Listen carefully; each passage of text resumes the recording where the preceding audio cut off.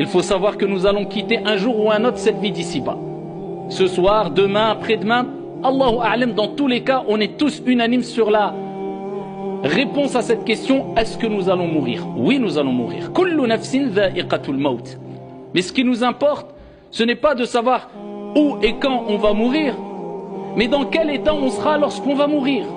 Et qu'est-ce qu'on a préparé pour notre mort? C'est le plus important. Amma, où tu vas mourir, quand tu vas mourir, ici n'est pas la question la plus importante à se poser. Mais le plus important, c'est comment vas-tu mourir, dans quel état, et qu'est-ce que tu as préparé pour la mort. On va quitter cette vie d'ici-bas, cette demeure d'examen, et on va rendre notre copie.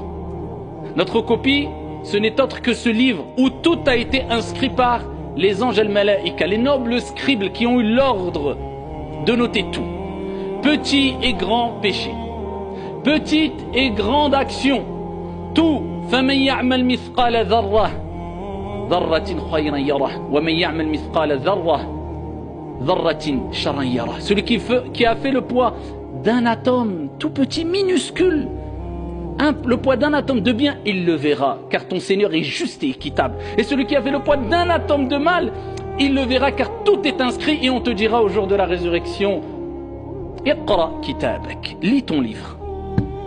Et ton Seigneur n'oublie rien, tout sera inscrit. Et bien quand tu rendras ta copie, et bien là les choses sérieuses vont vraiment commencer. Ton âme ensuite elle sortira de ton corps, comme vous le savez dans le long hadith que j'abrège. L'ange de la mort viendra avec la bonne ou la mauvaise annonce.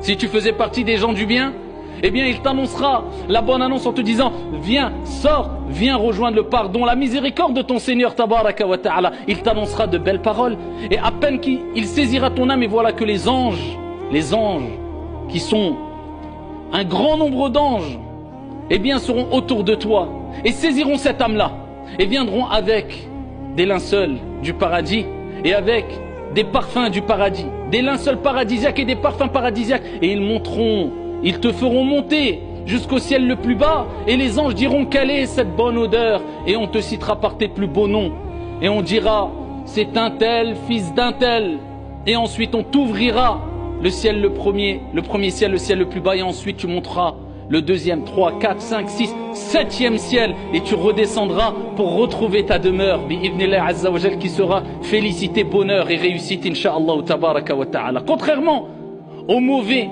à celui qui s'est laissé emporter par les passions et les plaisirs, qui n'avaient pas de cadre, grand péché, injustice, meurtre, répandu le mal, désobéissance envers les parents, tout ce que Dieu détestait, et il persistait, et il se la coulait douce, et il était dans l'insouciance, et il a oublié que cet examen que nous sommes en train de passer a un temps bien délimité, et que lorsque cet examen est terminé, il n'y a plus de repentir possible, c'est trop tard. Eh bien le prophète alayhi salatu wassalam dit, quant à la deuxième catégorie de personnes, l'ange de la mort viendra et lui annoncera la mauvaise nouvelle. Viens rejoindre la malédiction, la colère de ton Seigneur tabaraka wa ta'ala. Et voilà que les anges qui sont autour le saisiront avec un visage noir et terrifiant, avec des vêtements durs, rudes, nauséabonds, qui sentent mauvais, et le mettront dedans et monteront avec eux le ciel le plus bas. Et quand on sentira la mauvaise odeur, les anges sentiront la mauvaise odeur, diront quelle est cette odeur répugnante, et ils le citeront par les plus beaux, les plus mauvais des noms à travers lesquels on le citait dans la vie d'ici-bas. Ils diront c'est un tel, fils d'un tel, et ils refuseront de lui ouvrir la porte, les portes du premier ciel, et ensuite il sera lancé dans sa tombe. Et là il rejoindra sa demeure. Ce n'est pas sa villa climatisée, ce n'est pas son appartement, ce n'est pas sa maison, ce qui n'est pas illicite en soi bien sûr ici-bas, mais ce n'est pas ça, ce n'est pas une maison bien tapissée, bien décorée, plein de meubles, écran plat. Non, c'est la même demeure qu'on aura toutes et tous ici au début, on va dire, c'est-à-dire Al-Qabr, 4 blocs de terre. Il y a 3 choses qui t'accompagneront jusque ta tombe. Le prophète dit il y a 3 choses qui te suivront, tes biens, ta famille et tes bonnes actions, ou mauvaises actions, tes actions. Eh bien les biens repartiront, la famille repartiront, tes amis, tes frères, ton épouse, ton époux, ton père, ta mère, les avocats, les juges, personne ne pourra t'aider. Tout seul avec tes actions. Tes actions, bien sûr tes actions. Quand tu seras dans ta tombe, le prophète alayhi salatu wassalam a dit, les gens de bien verront une personne, un homme au beau visage resplendissant. Et ils diront, mais qui es-tu? Tu n'inspires que le bien. Mais dis-moi qui es-tu? Et il dira, je suis tes bonnes actions, je suis ton hajj, je suis ta prière à l'heure, je suis ta prière de l'fajr à l'heure, je suis tes aumônes, je suis ton bon comportement, je suis ta modestie, je suis tes qualités que tu avais ici-bas, je suis ta piété. Eh bien Allah subhanahu wa ta'ala va représenter tes bonnes actions à travers un homme qui va t'annoncer la bonne nouvelle. Allah. Contrairement aux mauvais, le prophète alayhi salatu wassalam fi sahih dit, les mauvais verront un homme qui sera terrifiant. Imagine-toi, dans ta tombe, le noir, 4 blocs de terre, en plus. Eh bien tu vois une personne terrifiante. Et il dira, mais qui es-tu? Tu m'inspires que le mal, tu me fais peur. Et il dira, je suis tes mauvaises actions.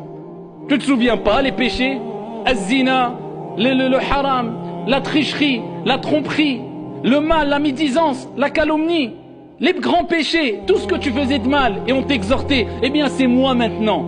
Et voilà, tu me trouves devant toi. Et il annoncera la mauvaise nouvelle. Et il sera dit au bon, préparez-lui un lit parmi les lits du paradis.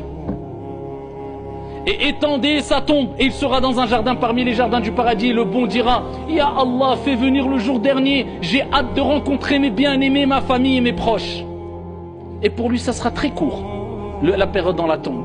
Amma l'autre, eh bien ici, eh bien il criera au désespoir. Et on dira, amenez-lui un lit de l'enfer. Wal'iyadu billah. Et il vivra, et nous vivrons tous d'ailleurs, ce qu'on appelle la compression dans la tombe. Le prophète alayhi salatu wassalam a dit, toute personne vivra, aura, ressentira la compression dans la tombe. Une compression. Tu vas te sentir ici comprimé dans ta tombe. Et là tu seras interrogé, comme vous le savez, dans votre tombe. Man rabbuk ma dinuk? Quel est ton Seigneur? Ceux qui ont vraiment aimé Dieu diront, Rabbi Allahu haqqa. Mon Seigneur est réellement Allah. Parce qu'il n'a pas adoré Dieu par tradition, mais par conviction et sincérité et conformité. Il n'a donné aucun associé à Allah subhanahu wa ta'ala. Il a voué un culte exclusif à son Seigneur. Celui-là dira Rabbi Allahu haqqa. Quelle est ta religion? Parce qu'il a appliqué l'islam. Il dira, ma religion c'est l'islam. Il a vécu avec l'islam. Ce n'était pas des paillettes, ce n'était pas une mode, mais c'était vraiment des convictions. Et il montrait à travers son bon comportement son appartenance à l'islam. Il n'y avait pas de grande contradiction. Que dis-tu de cet homme qui a été envoyé, Mohammed? Il dira, Mohammed est mon envoyé. Mohammed alayhi salatu wassalam est le dernier des envoyés. Pourquoi? Parce qu'il a suivi la voie du prophète. L'exemple, la méthodologie, le comportement du prophète Mohammed alayhi salatu wassalam. Contrairement à l'autre qui dira, comme le prophète a mentionné dans le hadith, il dira, j'ai entendu parler.